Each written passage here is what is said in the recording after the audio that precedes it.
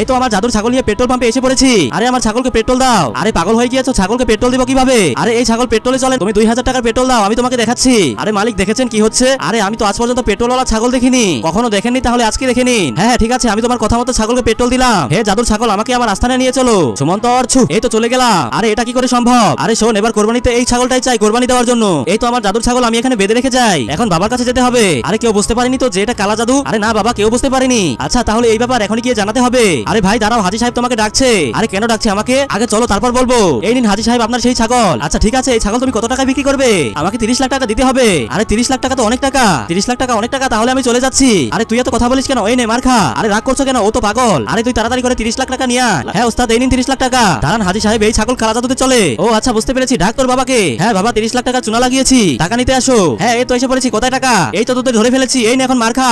মার আরো তোরে মার।